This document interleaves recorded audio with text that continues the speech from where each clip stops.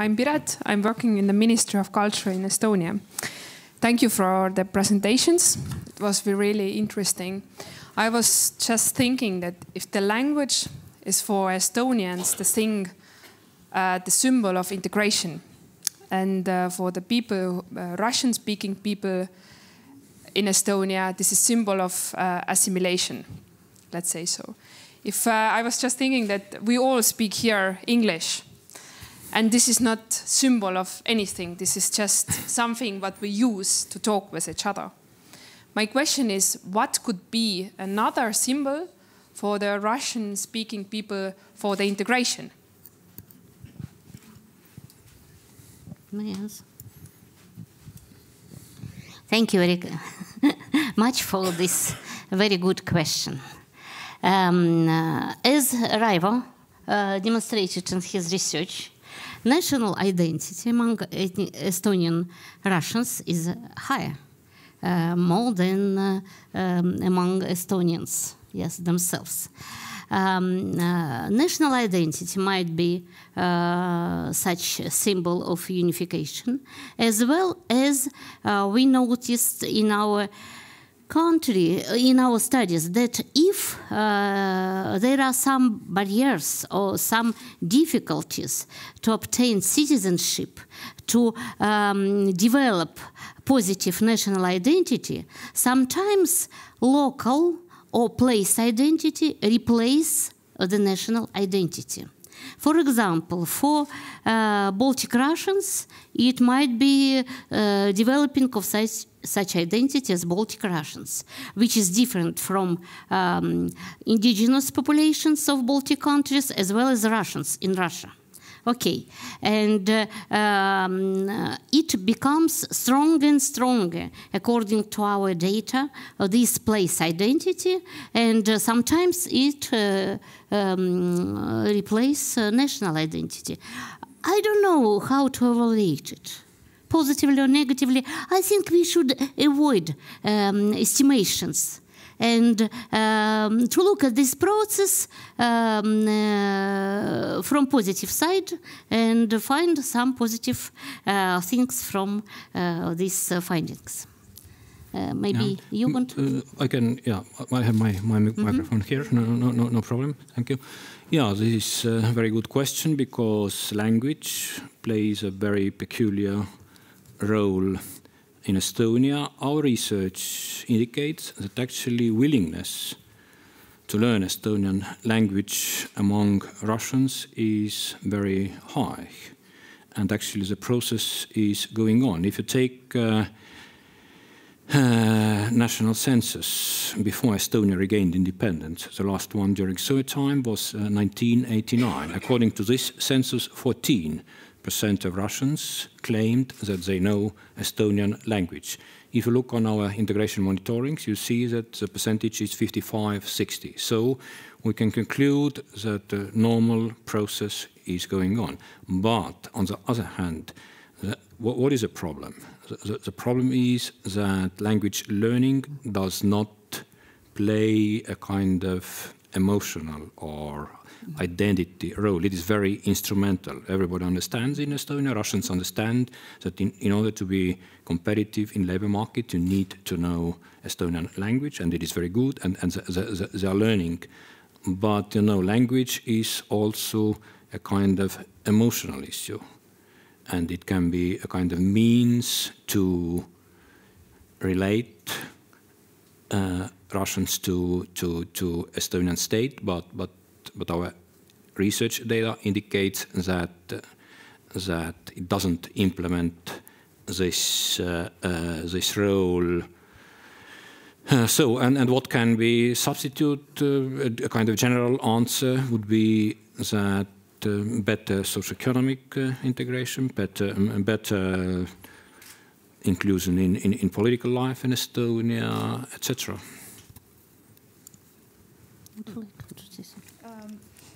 I would like to follow up on this with Professor Vetek. Having been involved in integration monitoring for all these years and also integration strategy, what would you say are the best indicators of integration? of minority integration? Best indicators? Yes. There are very different kinds of indicators. There are objective indicators, there are subjective indicators. If you take objective indicators, then knowledge of language is a very good indicator.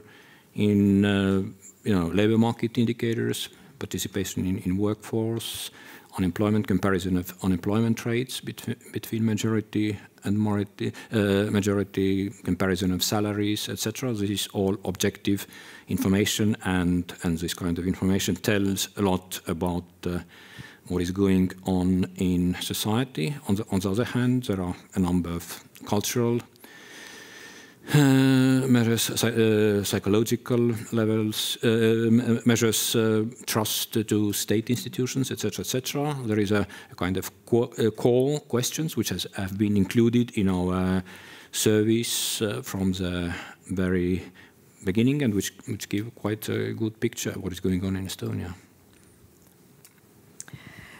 So these are typically measured at the individual level, individual surveys.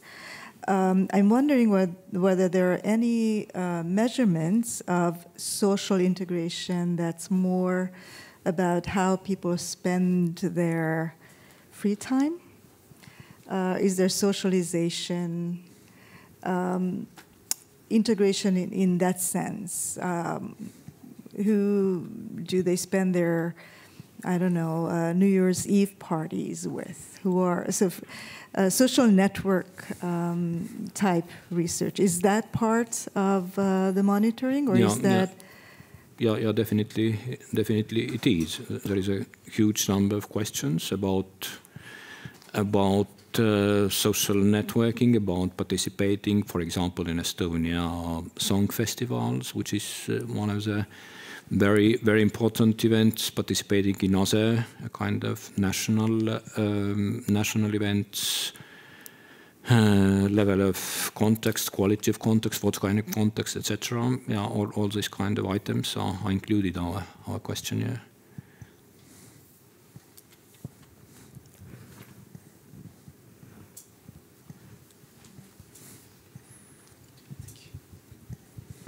Hello.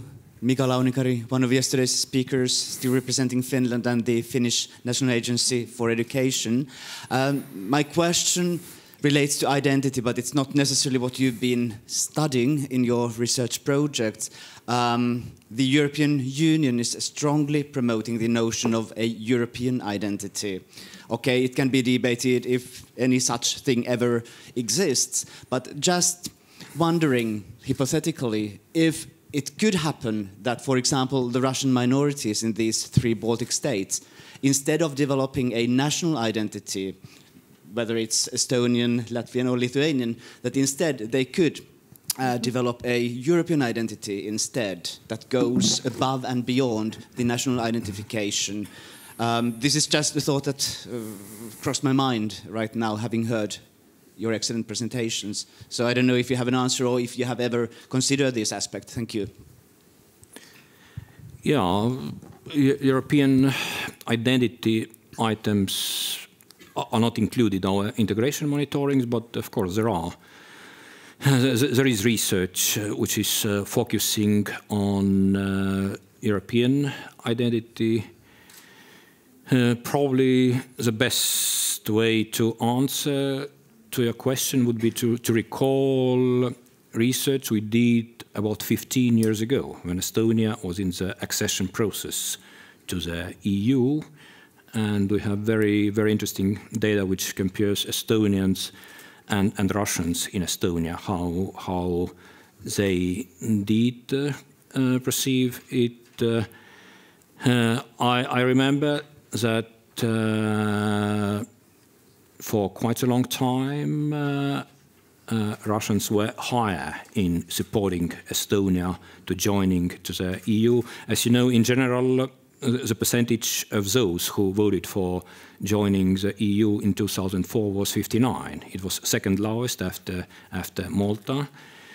And if you compare Estonians and Russians in Estonia, then among Russians it was a little bit higher. This probably supports your hypothesis that their European identity in this sense is somewhat higher. But of course, my message in the presentation was that identity is a very tricky issue. There is no one way to define what identity is. There are very different ways to define it, and I try to explain that besides psychological approach, which is a kind of mainstream right now in literature, we should focus more on a kind of sociological approach on social issues behind identity.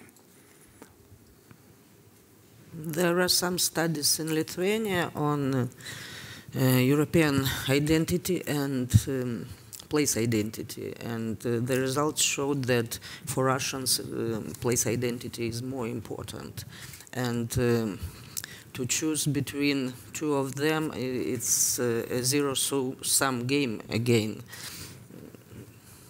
Maybe. Sorry. There are questions?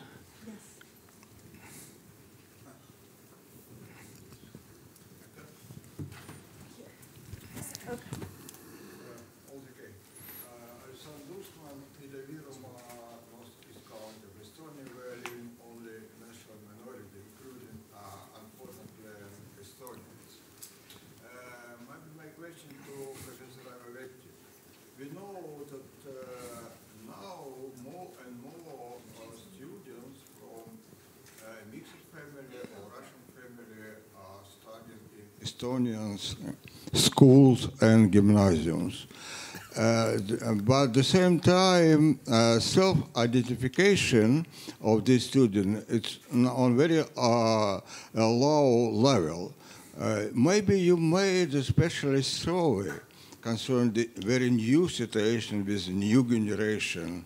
Their opinion about, because for them it's not very easy to communicate in Estonian language. It's not a problem. But what about another situation?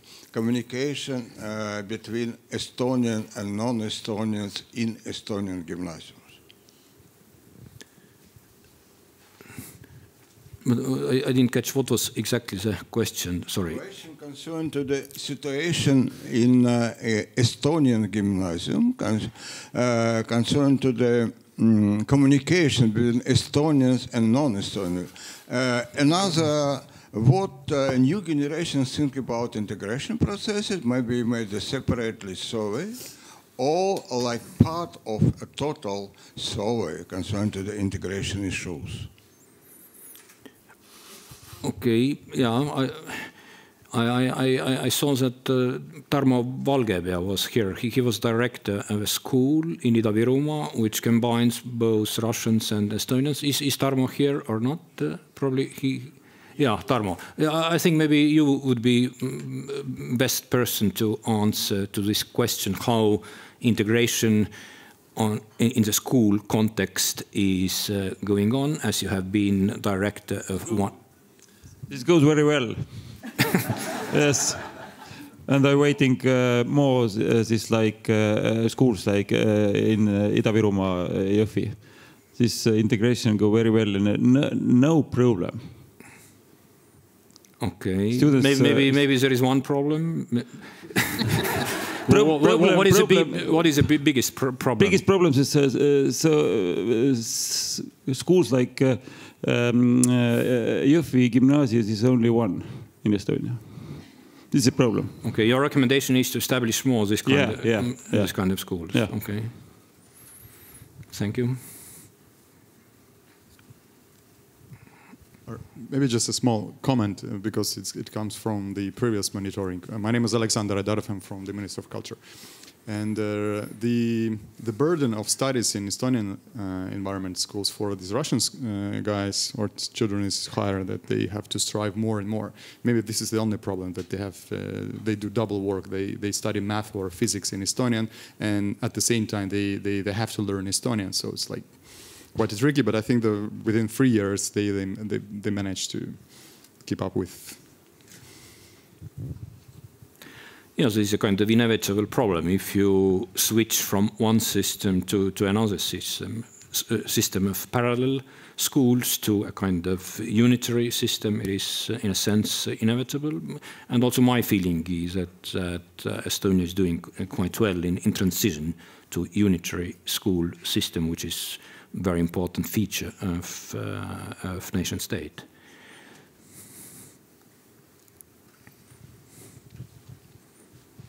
Hello, my name is Arina. I'm a cross-cultural psychologist. I come from Madrid, Spain.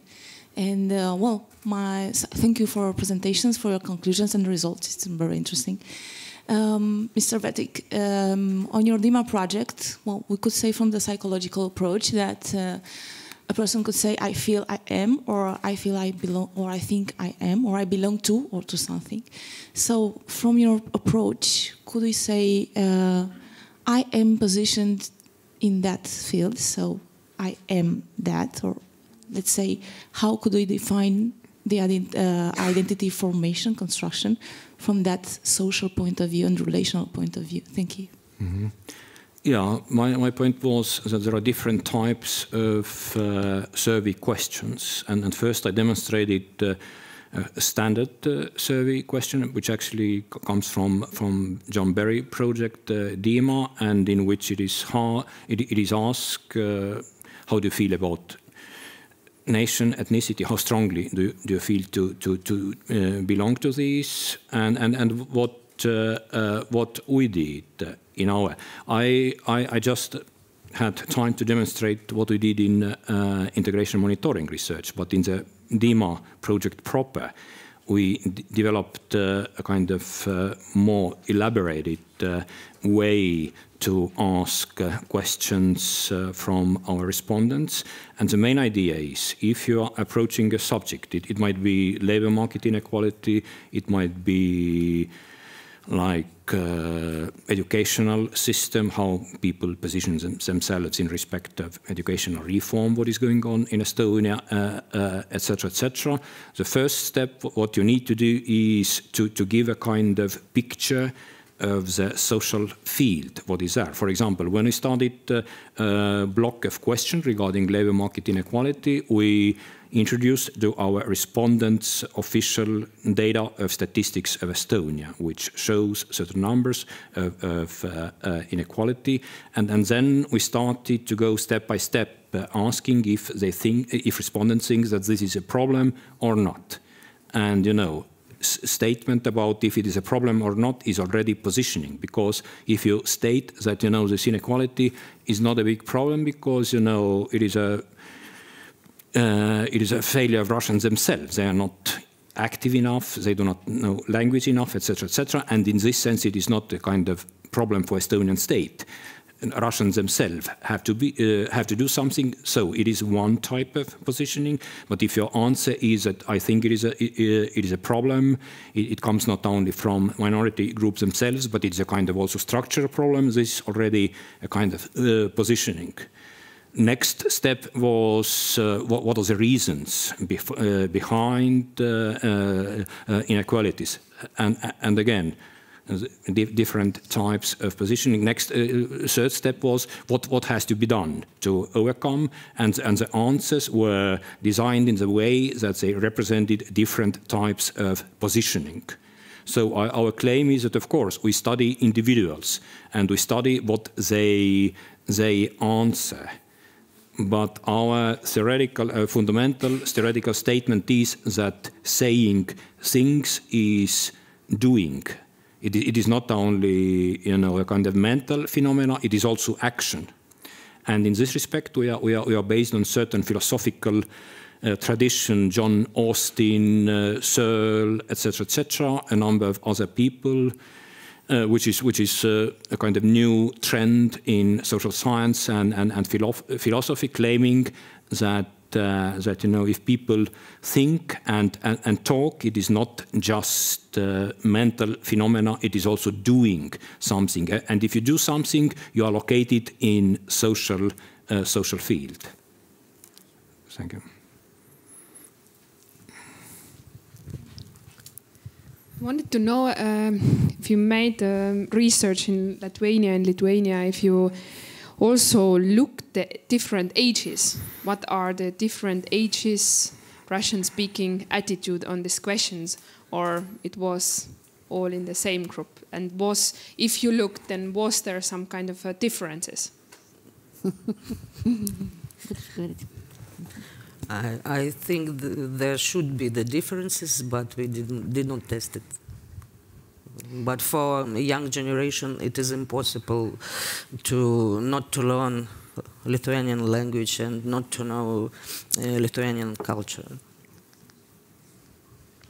Yes, it is very interesting because we tried to study the whole families, 3 generations inside the same family. So the first generation were adolescents between 15 and maybe 20 years. The second middle generation, which were socialized in the most difficult time when reality changed rapidly, yes? And the old generation who socialized in Soviet Union. So we expected sharp differences in their answers, but we did not receive it. It's very interesting that the whole family is a unique whole mechanism, social mechanism, adopted to the changed situation. They discuss these things among them, they develop the common position, and almost all generations gave the same answers on the questions. They develop national identities in Latvia and Lithuania. They develop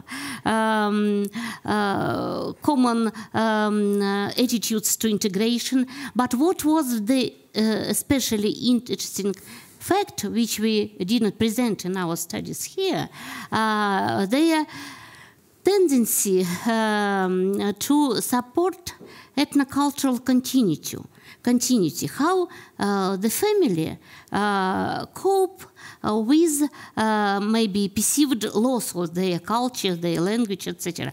Because when society doesn't provide this support, this task delegated to the family level. And family is the instrument where these questions are decided. And they decide them.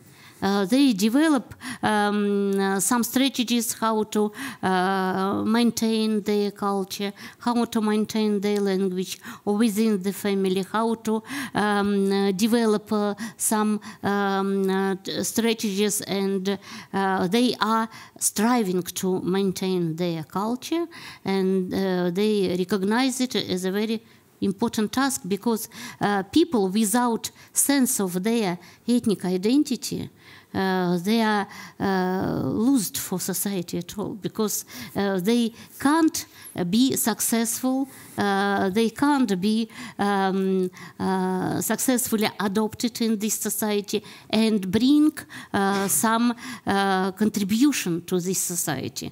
Only if they harmonically perceive themselves as ethnic person, as national person, as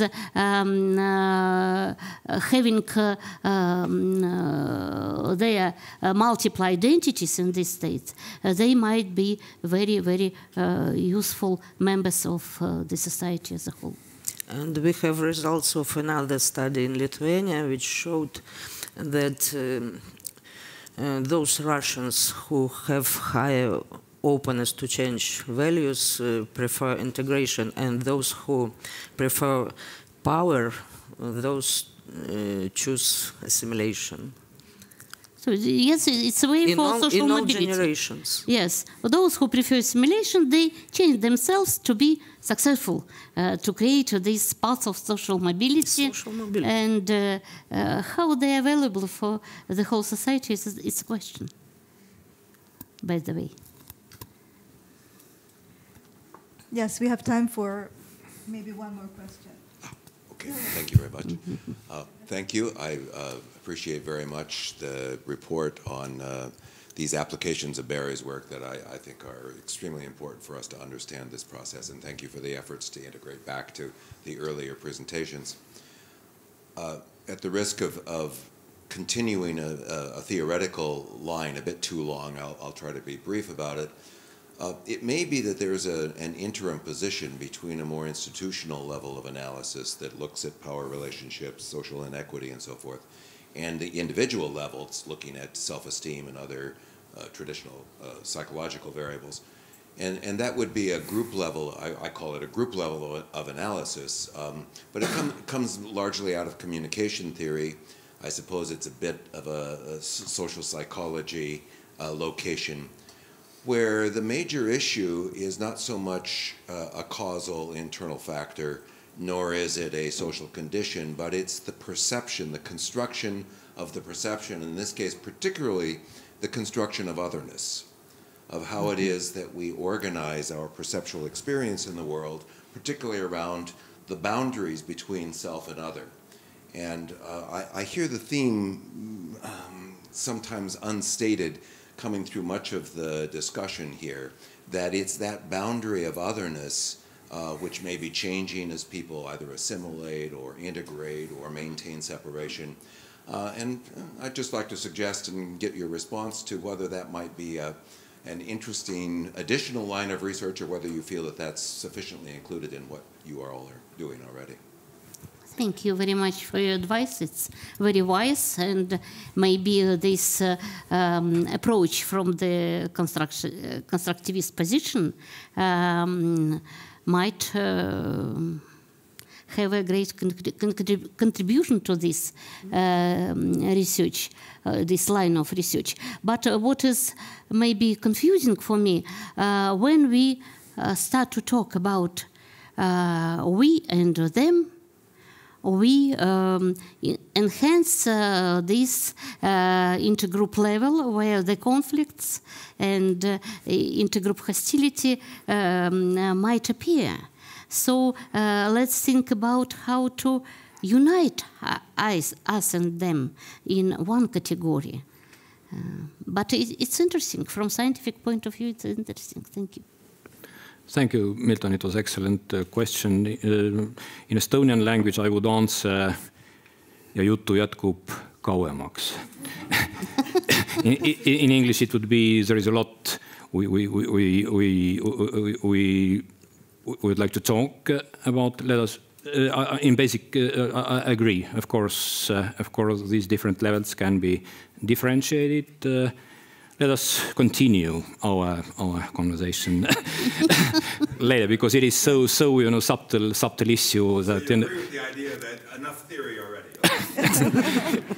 Okay, thank you. Yes, I would like to thank everyone, and I would just want to add that, link it back to the way you started your presentation by reaching back to Barthes' theory, who looks at ethnicity as boundary making. So this really relates to the question of how boundaries are reconstructed, constructed, maintained in different ways. And I find it really intriguing the way you are creating a more nuanced relational approach in which you are using this institutional asymmetry of power element, which is a very significant one when it comes to minorities living in highly centralized states, which are not just characteristic of this particular region, but those are the states that are predominant around the world. And so if you are looking at these only from the perspective of individual respondents without the positionality element and without considering the power dynamics, we are never going to learn enough, and then we are always going to be surprised about collective voting patterns or exit or absence of voice and marginalization and all of those issues that at the same time worry us and in some cases scare us when marginalized minority members are behaving in extra-institutional ways that we cannot condone in democratic regimes. So thank you very much, everyone, and I hope to see everyone back at the afternoon event, which begins at what time? 1:30. 1:30. 1:30. Yes. Thank you to you for questions.